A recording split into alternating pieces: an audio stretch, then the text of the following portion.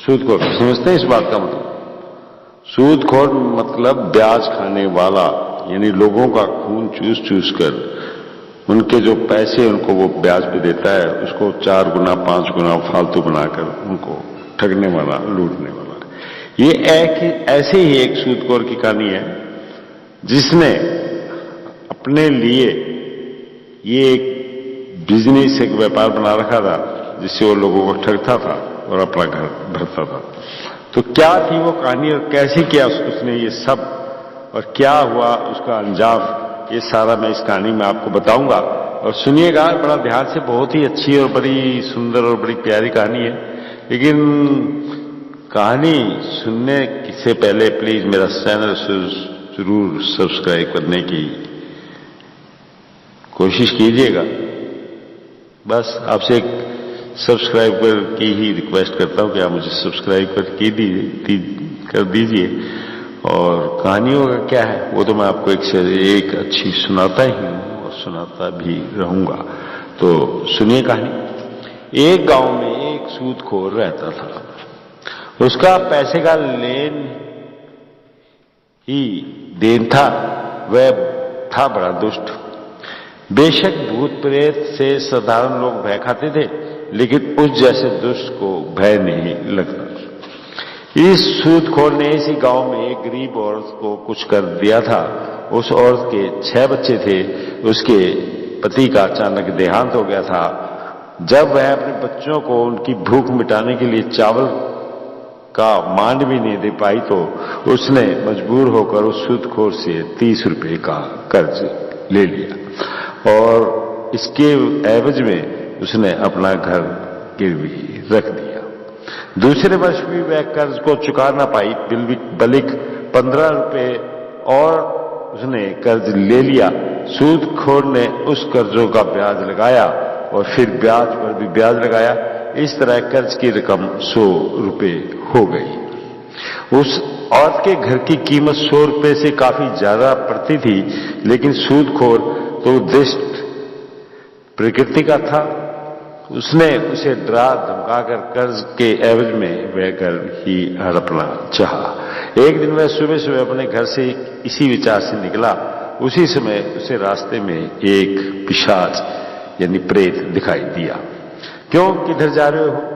क्या यहां किसी का ऊपर से बुलावा आ गया है? सूदखोर ने उस पिशाच से प्रश्न किया। इस पर पिशाच हंस दिया।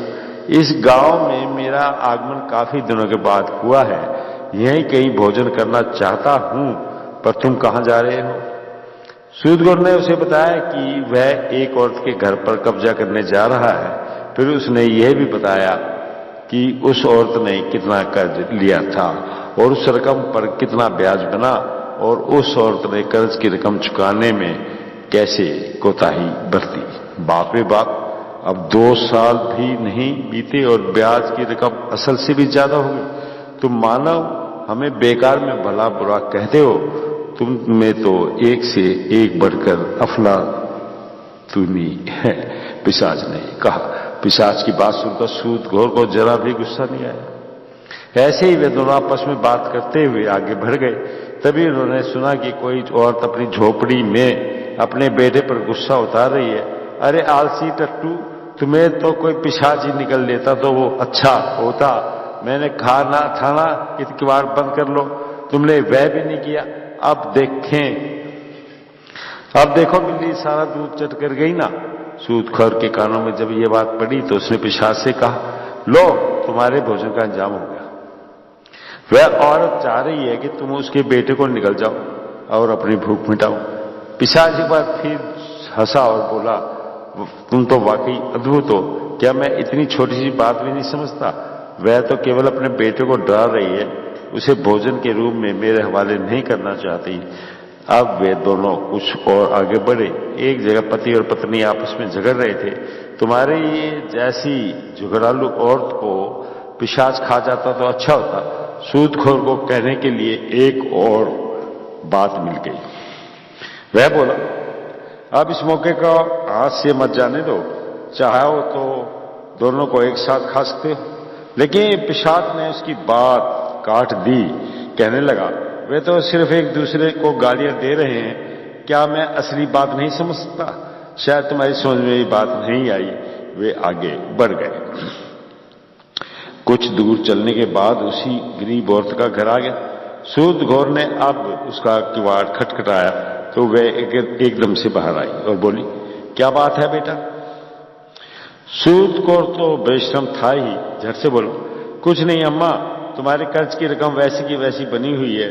ब्याज दर ब्याज चढ़ता जा रहा है।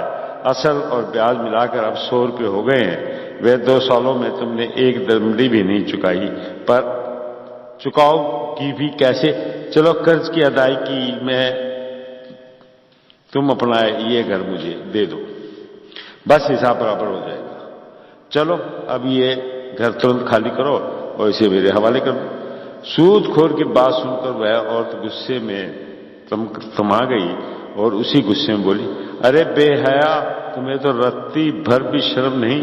तुम जैसे को तो अगर पिशाच खा जाए तो मुझे बड़ा चैन मिलेगा। 45 रुपए देकर मेरा घर ही खा जाना चाहते हो, पापी कहीं के? इतना कहकर वह झाड़ू लेने भीतर गई ताकि वह सूदखोर को सबक सिखा सके। लेकिन जब तक वह झाड़ू लेकर बाहर आई उसने देखा कि सूदखोर वहां से गायब हो गया। उसे बड़ी हैरानी हुई। कमीना डर के भाग गया, उसने सोचा। लेकिन दरअसल उस कमीने सूदखोर को पिशाच ने औरत की बात सच रखने के लिए निगल लिया था। तो देखा आपने, सूदखोर यानी कर्ज देने वाले का हाल क्या हाल हुआ? उसकी बात उसी पर वापस उल्टी पड़ गई। वो चाहता था कि पिशाच किसी और को खाकर अपना पेट भर ले, लेकिन उसे नहीं पता था कि ये सब उसी के साथ होने वाला है और वो पिशाच के पेट में जाकर उसकी भूख मिटाने वाला है। तो दोस्तों, कैसी लगी कहानी? कहानी तो बहुत अच्छी थी और शायद सभी को पसंद आएगी, लेकिन सब्सक्राइब करना जरूर मेरे चैनल को और भूलिएगा मत। मिलता हूं मैं आपसे फिर एक और कहानी के साथ बहुत ही जल्द।